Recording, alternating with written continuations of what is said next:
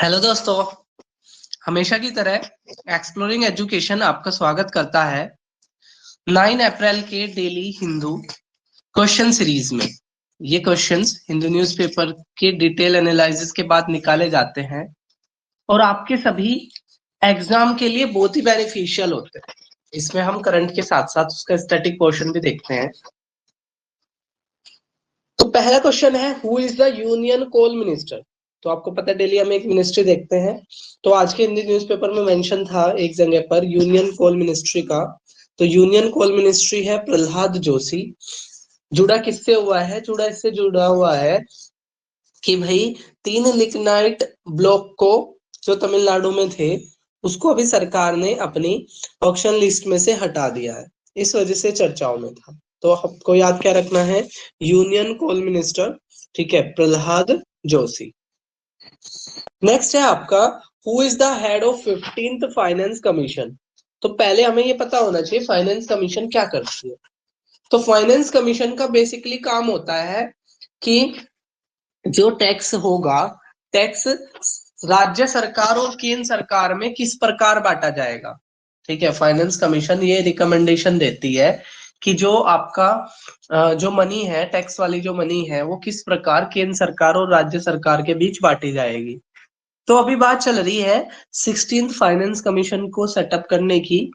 अभी करंटली अगर पूछे तो कौन सी फाइनेंस कमीशन है, तो अभी है 15th फाइनेंस कमीशन, जिसके हेड है एनके सिंह। ठीक है, जिसके हेड है एनके सिंह। ठीक है, तो 15th फाइनेंस कमीशन के हेड कौन? एनके सिंह। फाइनेंस कमीशन का काम क्या कि सेंट्रल और स्टेट गवर्नमेंट के बीच में पैसा कैसे बटेगा, कैसे डिस्ट्रीब्यूशन होगा उसका। नेक्स्ट है, where did street world cup of 2023 will held. ठीक है, जो आपका स्ट्रीट वर्ल्ड कप है वो कहाँ होगा 2023 का। तो 2023 का स्ट्रीट वर्ल्ड कप जो है वो चेन्नई में ऑर्गेनाइज हो रहा है, चेन्नई में होने जा रहा है, जिसको स्ट्रीट चाइल्ड यूनाइटेड और दया फाउंडेशन मिलकर कर रही है। तो स्ट्रीट वर्ल्ड कप कहाँ हो रहा है? चेन्नई में। कौन कर रही है? स्ट्रीट चाइल्ड यूनाइटेड और दया फाउंडेशन, ये दो संस्था मिलकर इसको आयोजित करा रही है। नेक्स्ट अगर हम क्वेश्चन की बात करें तो नेक्स्ट क्वेश्चन कह रहा है, who become the third president to fly a sortie on Sukhoi fighter jet. तो अभी क्या है, हमारी जो राष्ट्रपति है द्रौपदी मुर्मू, इन्होंने जो एयरफोर्स का जो आपका विमान है सुकोई, उसको उड़ाया है और वो ऐसा करने वाली तीसरी राष्ट्रपति बन गई है। ठीक है, इससे पहले दूसरी महिला राष्ट्रपति और ओवरऑल तीसरी ऐसे राष्ट्रपति बन गई है, ठीक है, जिन्होंने किसी विमान में यात्रा करी है। वो आधे घंटे तक इसमें रही और उन्होंने हिमालय का जो ऊपर का पोर्शन था वो ऊपर से देखा उन्होंने। तो कौन? द्रौपदी मुर्मू। द्रौपदी मुर्मू इससे पहले राज्यपाल थी, राष्ट्रपति बनने से पहले, और उससे पहले टीचर थी। भारत के राष्ट्रपति की बात करें तो भारत का राष्ट्रपति का कार्यकाल 5 साल के लिए होता है और इनका जो चुनाव होता है वो इनडायरेक्ट इलेक्शन होता है, यानी कि हाँ, सभी लोग वोट नहीं डालते हैं। एमपी और एमएलए, एमपी और एमएलए, और वो भी कौन से? सिर्फ इलेक्टेड, नॉमिनेटेड नहीं। जो राष्ट्रपति जिनको मनोनीत करते हैं वो इसमें शामिल नहीं होते हैं। सिर्फ जिनका निर्वाचन होता है, जिनका चुनाव होता है, वो ही इसमें पार्टिसिपेट करते हैं। साथ ही साथ 2 केंद्र शासित प्रदेश जैसे कि दिल्ली और पुडुचेरी, यहाँ के भी आपके एमपी और एमएलए इसमें पार्टिसिपेट करते हैं। चलिए, और आर्टिकल 61 में मेंशन है राष्ट्रपति के इम्पीचमेंट का। इनके इम्पीचमेंट की शुरुआत, यानी कि इनको इनके पद से हटाने की शुरुआत, प्रस्ताव जो है वो किसी भी हाउस में लाया जा सकता है। और आर्टिकल 72 बात करता है इनकी पार्डनिंग पावर की। भारत में एक राष्ट्रपति ही ऐसे है जो किसी की फांसी को टाल सकते हैं। नेक्स्ट है, article 27 of MNREGA is about. तो देखो ये रिपीटेड क्वेश्चन है, हमने पहले की भी करंट अफेयर्स में देखा था। पहले हम मनरेगा के बारे में देख लेते हैं। मनरेगा जो एक्ट है वो 2005 में आया था, 2006 से इसको लागू किया गया था। पहले सिर्फ ये नरेगा होता था, national rural employment guarantee act. 2009 में इसमें महात्मा गांधी वर्ड जोड़ दिया गया था और ये एमजी नरेगा हो गया था। इसके पीछे का कॉन्सेप्ट ये है कि 100 दिन का आपको काम मिलेगा इनफॉर्मल सेक्टर में, अनस्किल्ड वर्क मिलेगा ग्रामीण क्षेत्रों में, और अगर सरकार आपने रजिस्टर किया है और सरकार इसको नहीं दे पाई तो आपको कंपनसेशन भी मिलेगा।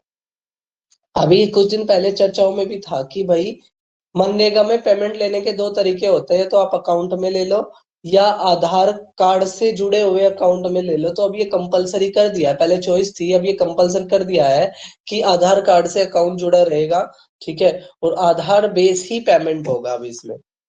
तो अभी बात क्या है, इसका जो सेक्शन 27 है वो ये कहता है कि अगर कहीं करप्शन लगता है तो मनरेगा की फंडिंग रुक जाती है। तो अभी केंद्र सरकार ने क्या कर रखा है, केंद्र सरकार ने हिमाचल वेस्ट बंगाल के, पश्चिम बंगाल के फंड को रोक रखा है।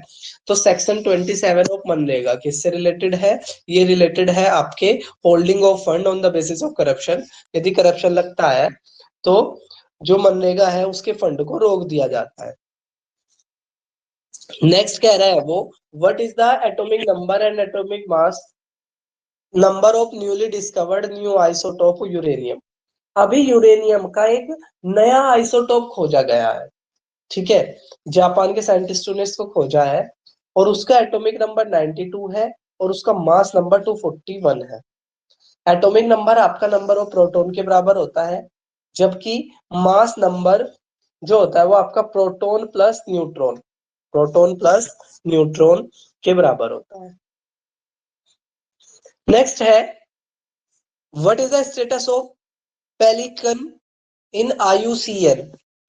तो बेसिकली क्या है, पेलिकन क्या है, एक बर्ड है, ठीक है, पेलिकन एक बर्ड है जिसकी बड़ी चोंच होती है और अपनी चोंच से वो मछली तक को खा लेती है।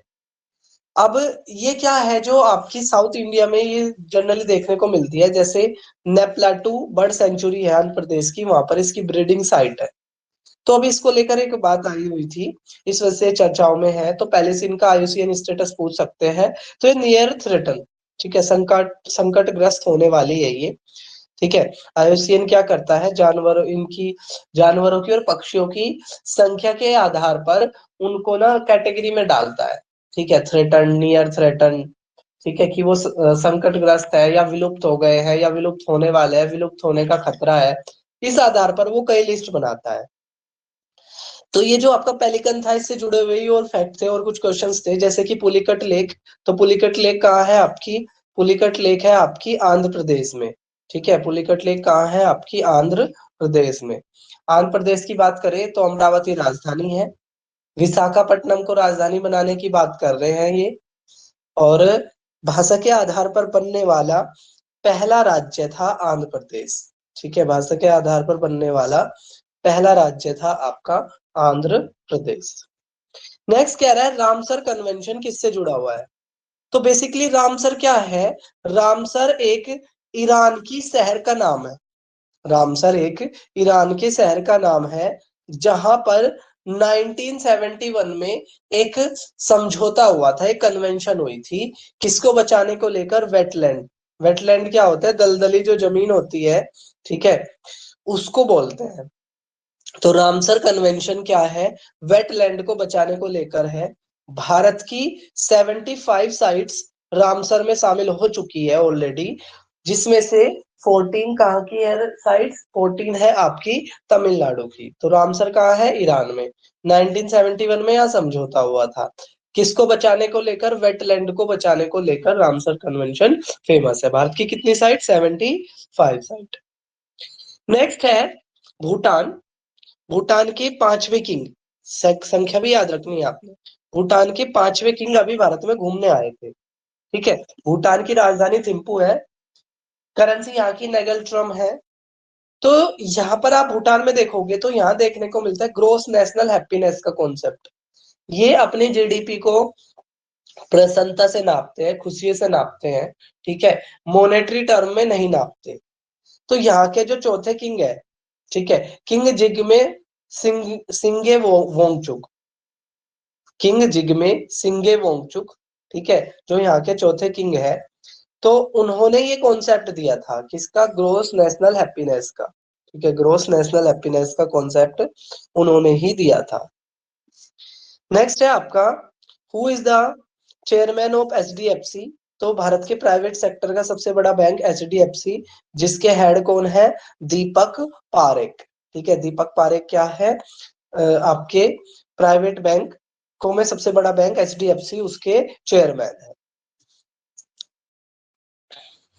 तो ये थे हमारे